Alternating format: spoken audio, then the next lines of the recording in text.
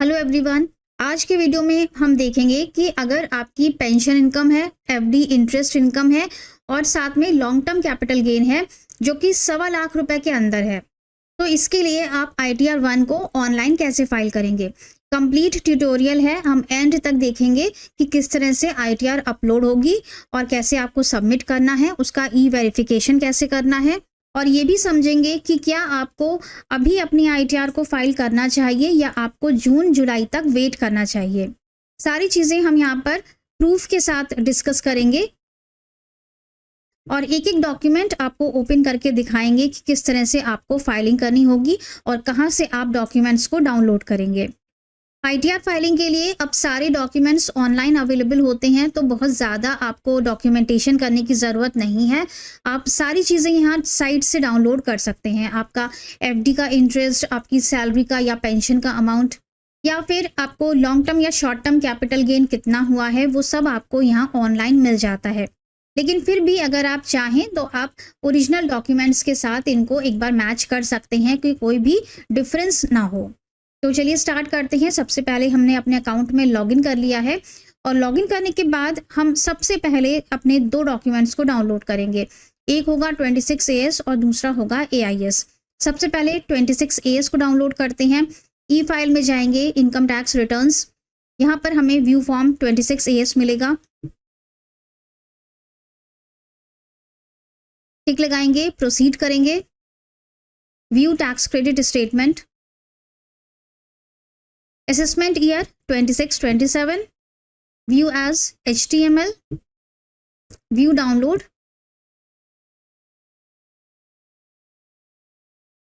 नीचे स्क्रॉल करेंगे तो यहाँ पर हमें अपना पेंशन का अमाउंट दिख रहा है जो कि PNB से आया है।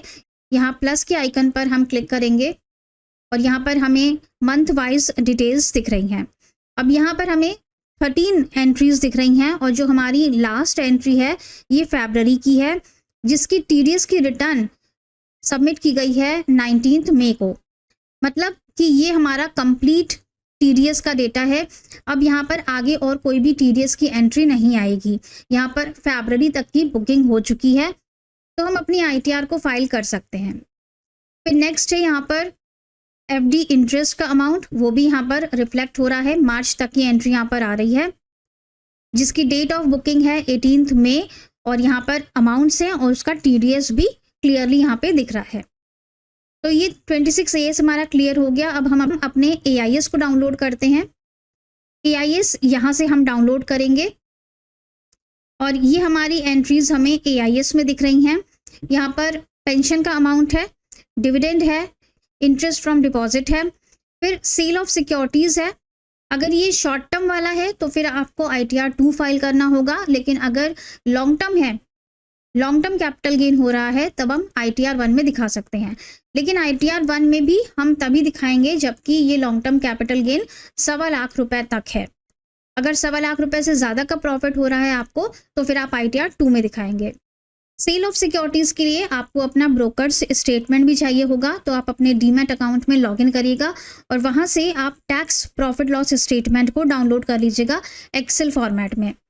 जब ये वैल्यूज़ छोटी होती हैं तो ये मैच कर जाती हैं, लेकिन अगर यहाँ पे काफ़ी लंबी फिगर होती है लैक्स में, जैसे कि 10 लाख है, 50 लाख है, 1 करोड़ है, तो काफ़ी मिसमैच होता है ब्रोकर्स स्टेटमेंट में और जो अमाउंट यहाँ AIS में रिफ्लेक्ट हो रहा है उसमें। छोटा अमाउंट होता है तो ये मैच कर जाता है। तो अगर आपका छोटा अमाउंट है 2-3 लाख रुपए का, तो आप यहाँ से भी इसको ले सकते हैं। तो सेल वैल्यू तो हमें यहाँ पर दिख रही है 2,81,000 की, लेकिन परचेज वैल्यू के लिए हमें इसे ओपन करना होगा। एक बार फिर से हम क्लिक करेंगे।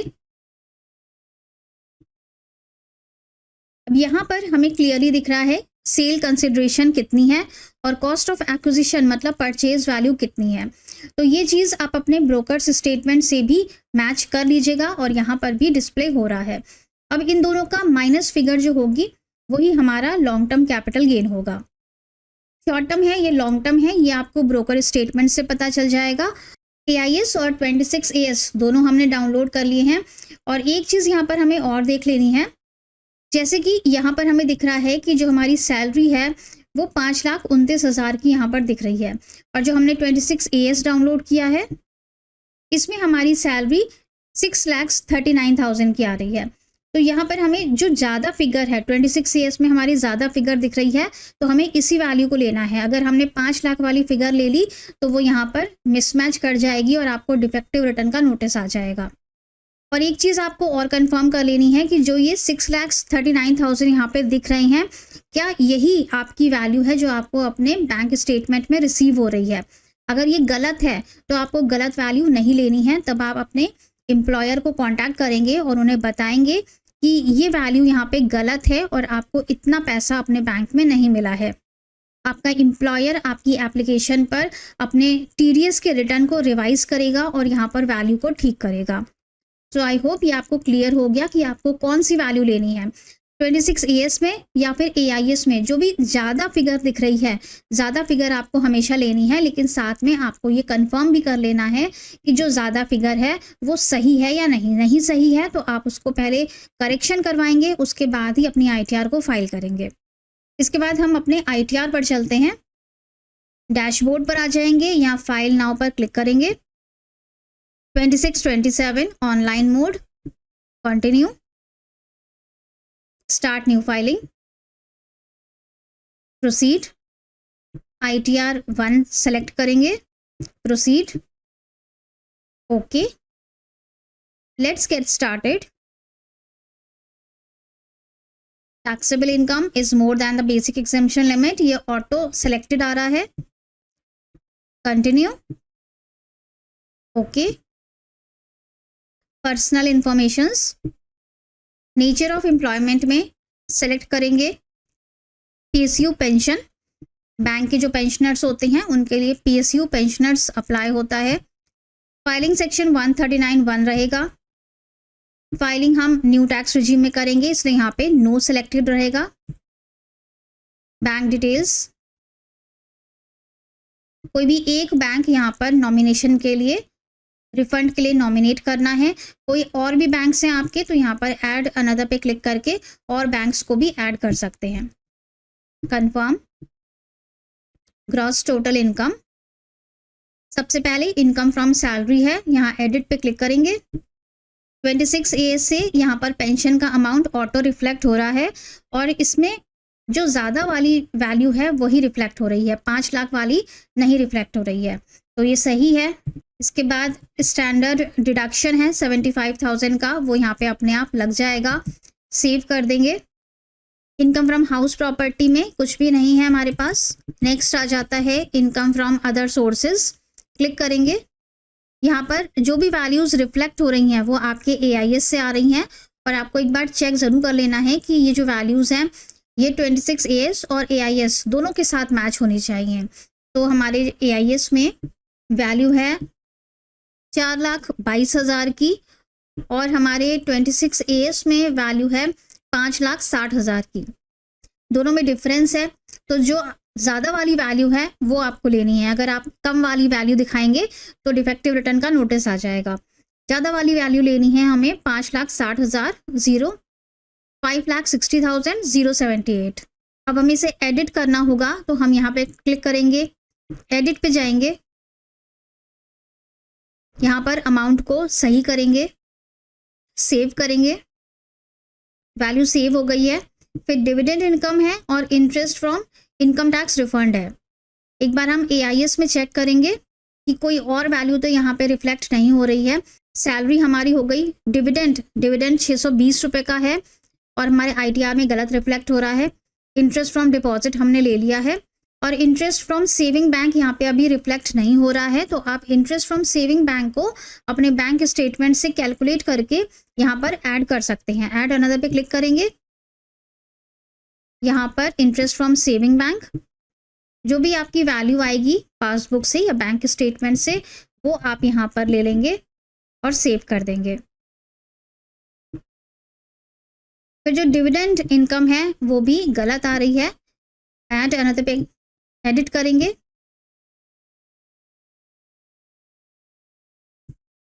डिविडेंड इनकम को ठीक कर लेंगे 620 रुपये। आप चाहें तो ब्रेकअप दे सकते हैं क्वार्टर वाइज और चाहें तो आप एक ही कॉलम में पूरा अमाउंट लिख सकते हैं। सेव कर देंगे। इनकम फ्रॉम अदर सोर्सेज हमारा AIS से पूरा मैच हो गया है। देन एग्जेम्प्ट इनकम कोई भी नहीं है। लॉन्ग टर्म कैपिटल गेन पर चलते हैं। C3A में क्लिक करेंगे। टोटल सेल कंसिडरेशन, तो ये हमें अपने AIS से ले लेना है या फिर हमें अपने ब्रोकर्स स्टेटमेंट से लेना है। सेल की वैल्यू 281,031।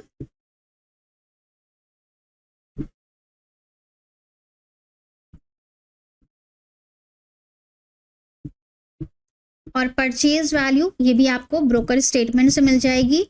यहाँ पर हमने इमेजिनरी फिगर ले ली है 2 लाख।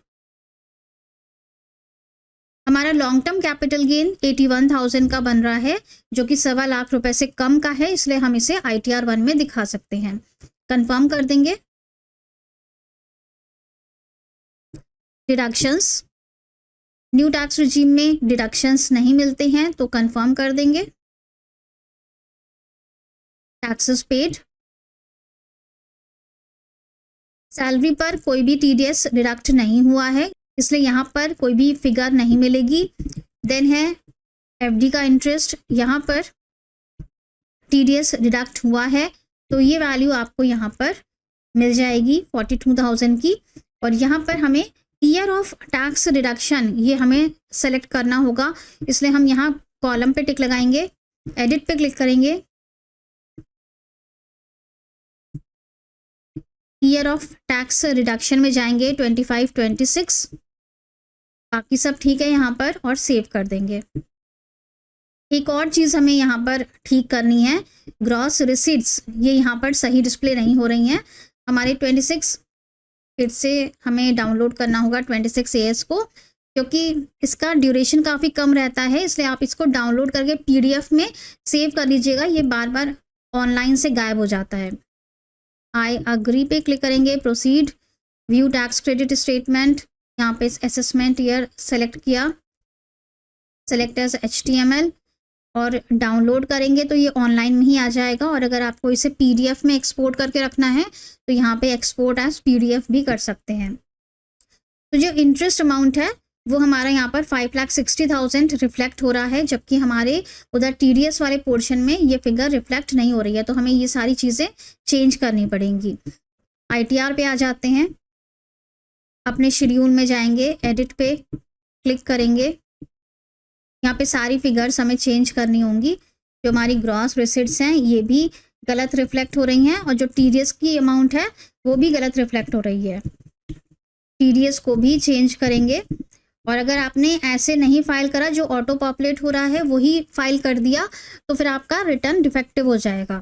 टैक्स क्रेडिट इसको भी चेंज करेंगे, ये भी आएगा 56,008, ये वैल्यू टैक्स डिडक्टेड वैल्यू और TDS क्रेडिट ये दोनों सेम रहेंगी। सेव,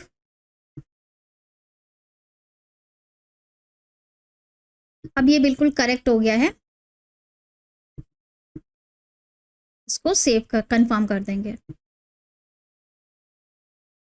देन आता है लास्ट शेड्यूल, टैक्स लायबिलिटी।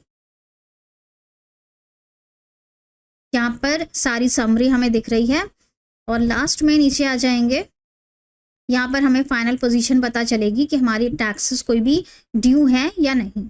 तो कोई भी टैक्सेस ड्यू नहीं है, क्योंकि इनकम 12 लाख रुपए से कम की है, तो कोई भी टैक्स नहीं बनेगा, और जो भी TDS आपका डिडक्ट हुआ है वो आपको एज अ रिफंड मिल जाएगा। कंफर्म कर देंगे, proceed to verification. You are eligible for a refund of 56,000। 56,000 का ही हमारा TDS डिडक्ट हुआ है, और वो हमें एज अ रिफंड मिल जाएगा। रिव्यू एंड सबमिट पर क्लिक करेंगे, प्रोसीड टू वैलिडेशन। यहाँ पर 2 एरर्स आ रहे हैं, और ये सारी ITRs में आ रहे हैं, क्योंकि यहाँ पर ITR 1 में चेंज किया गया है। अब प्राइमरी एड्रेस और सेकेंडरी एड्रेस आपको दोनों देने हैं, तो सेकेंडरी एड्रेस के लिए यहाँ पर हर ITR में एरर आएगा। यहाँ पे क्लिक करेंगे, यहाँ पर 2 एड्रेस देंगे, प्राइमरी एड्रेस और सेकेंडरी एड्रेस आपका, और यहाँ पर आपको कंट्री ठीक करनी है, कंट्री का कोड मेंशन नहीं है। ये दोनों एरर ठीक करने के बाद हम वापस यहीं इसी विंडो पर आएंगे, एरर्स रिमूव होने के बाद यहाँ पर मैसेज आ जाएगा वैलिडेशन सक्सेसफुल। प्रीव्यू करेंगे, एक बार अपनी ITR को पूरी तरह से चेक कर लेंगे। वैलिडेशन सक्सेसफुल का मैसेज आ जाएगा। प्रोसीड टू वेरिफिकेशन, ई-वेरीफाई नाउ पर क्लिक करेंगे, आपके पास आधार OTP आएगा। OTP डाल के आप अपनी ITR को सबमिट करेंगे। सबमिट हो जाने के बाद आपकी ईमेल पर और आपके मोबाइल पर मैसेज आ जाएगा कि आपका ITR सबमिट हो गया है। ITR सबमिट कर देने के बाद ई-वेरीफाई करना बहुत ज़रूरी है, वरना आपका ITR इनवैलिड हो जाएगा और आपको फिर से फाइलिंग करनी पड़ेगी। तो आधार OTP से ई-वेरीफाई करना बिल्कुल भी मत भूलिएगा।